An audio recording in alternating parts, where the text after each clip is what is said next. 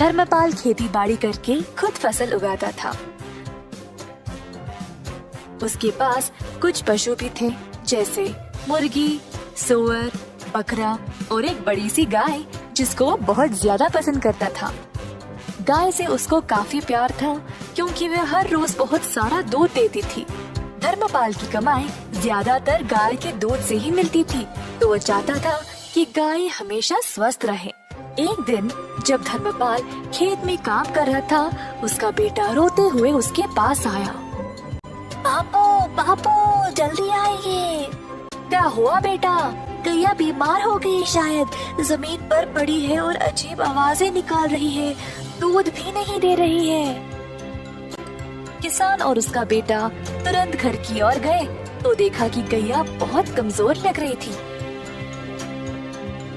जब दूध निकालने की कोशिश की तो दूध भी नहीं निकला। किसान बहुत ही परेशान हो गया।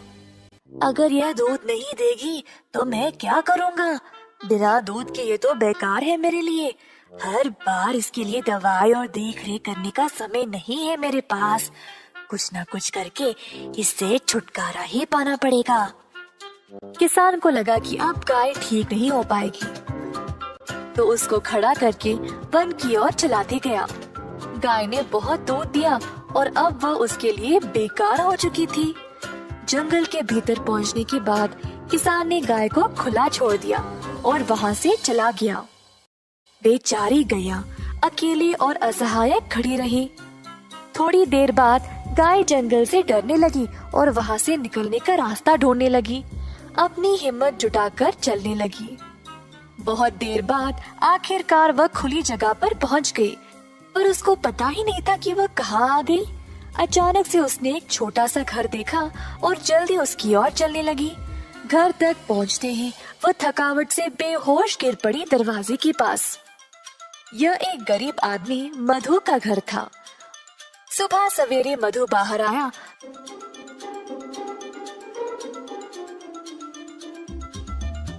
तो उसने गैया को अपने दरवाजे पर देखा।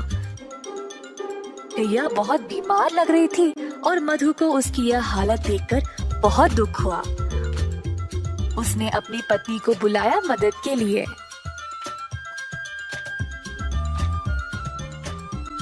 ओ सुनती हो, यह बेचारी गैया बहुत बीमार है, इसका ख्याल रखना पड़ेगा।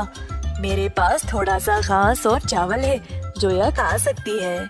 मधु ने जो कुछ थोड़ा सा खाना था वो ले आया और गैया के सिर पर गीला कपड़ा रखा। मधु और उसकी पत्नी ने बहुत दिनों तक गैया का ख्याल रखा और धीरे धीरे गैया की हालत बेहतर होने लगी। जल्द गाय अपने आप चलने लगी।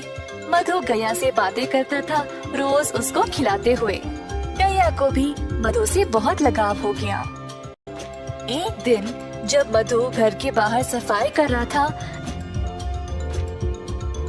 गैया उसके सामने आ गई। अपना पैर जमीन पर पटका और मजबूती से खड़ी हो गई। पहले मधु को समझ नहीं आया, फिर उसको लगा कि शायद वो दूध देना चाहती है। मधु ने एक मटका लाया और गाय से दूध निकालने लगा। इतना सारा दूध देकर मधु खुशी से झूम उठा। जल्दी वह अपनी पत्नी को दिखाया।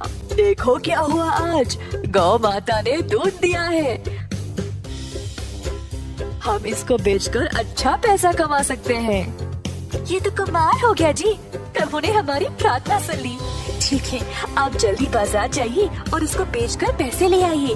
आज रात हम घर पे दावत करेंगे। तो मधु गया बाजार और दूध बेचकर अच्छा पैसा कमाया।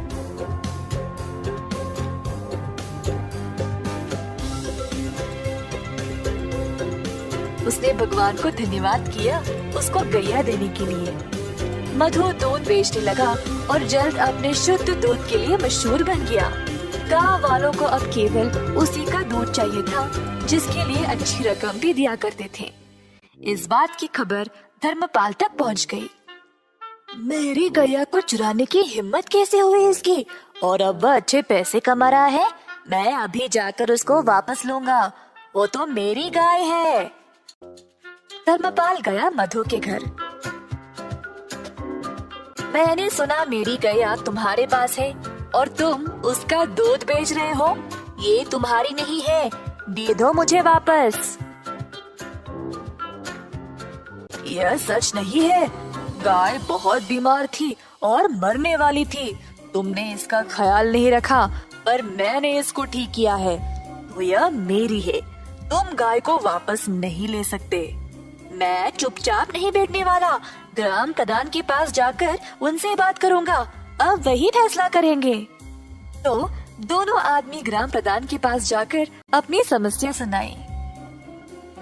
तो यह है तुम लोगों की समस्या। यह तो बहुत आसान है, मैं हल कर दूंगा, चिंता ना करो। धर्मपाल को लगा अब वह जीत ही गया। उसको पता था कि वही गाय का असली मालिक है, तो बस उसी का नाम सुनने का इंतजार करता खड़ा रहा। तुम दोनों गाय के दाएं और बाएं खड़े हो जाओ। तो दोनों इसी प्रकार गाय के आजू बाजू में खड़े हो गए। कुछ देर तक सब चुपचाप थे। अचानक से गाय अपनी जगह से हिली और मधु के पास आकर खड़ी हो गई।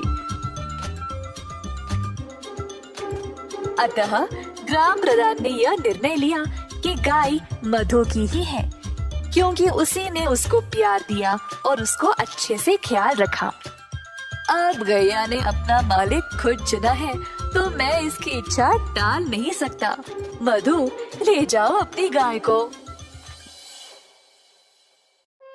मधु बहुत खुश हो गया और गैया को अपने घर ले चला। धर्मपाल निराश होकर पछताने लगा कि उसने गैया को पहले जाने ही क्यों दिया था।